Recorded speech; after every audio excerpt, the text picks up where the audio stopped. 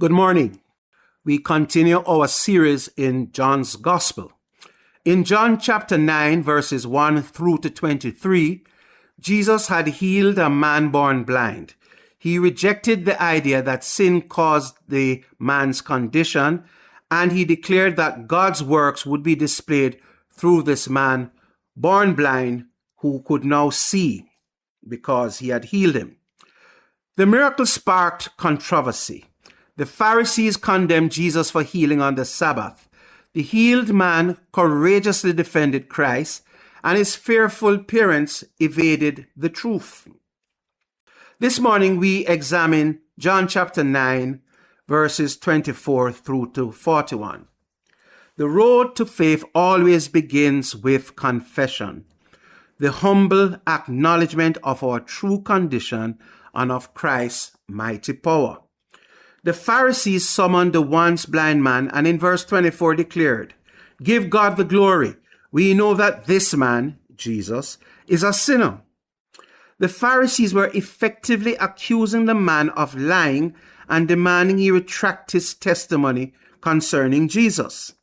Yet in verse 25, the man replied with remarkable honesty, "Whether he, Jesus, is a sinner or not, I do not know. One thing I know, that though I was blind, now I see." Notice two aspects of his confession. First, he confessed his ignorance. He did not pretend to have all the answers. He simply admitted his limitation. Humility is always the starting point of faith. Jesus said in Matthew 5, verse 3, "Blessed are the poor in spirit, for theirs is the kingdom of heaven." The Pharisees, by contrast, kept saying, "We know, we know, we know." And in their arrogance, they missed Christ entirely. Secondly, the once blind man confessed his experience. He did not engage the Pharisees in theological debate. He simply testified to what Christ had done in his life. Once he was blind, now he could see. Once he sat in darkness, now he walks in the light. Not every Christian will have a dramatic testimony, but every Christian can say, "I was lost, but now I am found." Christians, let it be that our fiercest critics are unable to deny the change in our lives since we met Jesus. People may mock your faith and ridicule the Bible, but may they have no ground to stand on when confronted with your transformed life.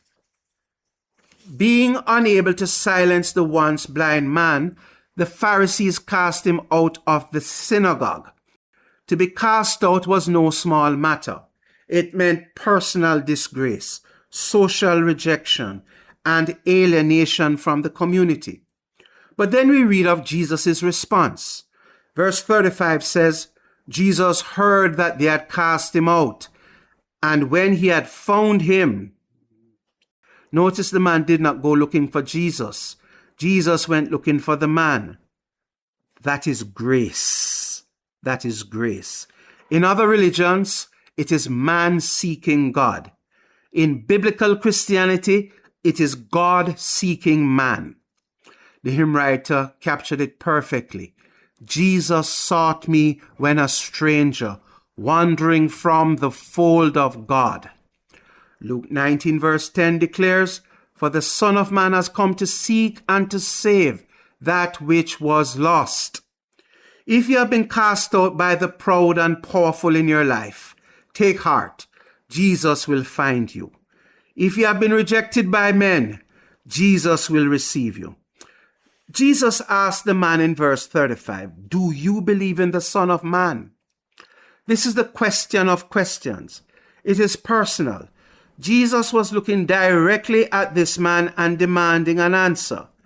And it is doctrinal. It calls for a definite declaration of who Jesus is. The title Son of Man has its roots in Daniel chapter 7, verses 13 and 14, and speaks of both Christ's identification with humanity and his divine messianic authority? This question cannot be ignored, postponed, or answered casually. To not answer it is to answer it.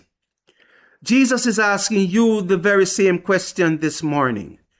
Do you believe in the Son of Man? How you answer determines where you spend eternity. The man in verse 36 responded, "Who is he, Lord, that I may believe in him?" And Jesus said in verse 37, "You have both seen him, and it is he who is talking with you." At that the man declared, "Lord, I believe," and he worshipped him. This is conversion, being sought by Christ, confronted by his question, enlightened by his revelation, and brought to living faith. If you have never surrendered your life to Christ, today is a day of salvation. Tomorrow is promised to no one. The once blind man's journey climaxes in consecration, the surrender of his life to Christ in faith and worship. He said simply, "Lord, I believe." The verb believe here is in the present continuous tense, speaking of an ongoing, committed trust in Jesus, not a mere momentary acknowledgement. This man did not just believe in his head. He surrendered his heart. The one who was once physically blind now saw both physically and spiritually, and he worshipped Jesus. Faith in Jesus inevitably leads to the worship of Jesus. Worship is not an optional extra. It is the natural overflow of saving faith. If your faith does not lead you to worship, it is not genuine faith. Saving faith bends the knee and lifts the heart to Christ. The man who once begged in his blinded darkness now bore witness in the light. He who once sat by the roadside now stood as a disciple of Jesus. Consecration means no longer living for self, but for Christ who died for us and rose again. Jesus declared in verse 39, "For judgment I have come into this world, that those who do not see may see, and that those who see may be made blind." The same light that gives sight blinds those who refuse it. The humble confess their blindness and receive sight. The proud claim to see and remain spiritually blind. The Pharisees, with all their learning, rejected Christ. The blind beggar, with nothing but need, believed and was saved. Which are you this morning? My dear listeners, Christ's question still resounds. Do you believe in the Son of Man? To those of you who are Christians, live in consecration, worship Jesus, and walk faithfully with him. To my non-Christian listeners, confess your spiritual blindness. Jesus is willing to remove your spiritual darkness if you would but surrender your heart and life to him. Seek his forgiveness of your sins. Trust him by faith, and he will transform your life. In other words, you must, like the once blind man in the story, say, "Lord, I believe." Until we meet again next week, may Christ bless you greatly.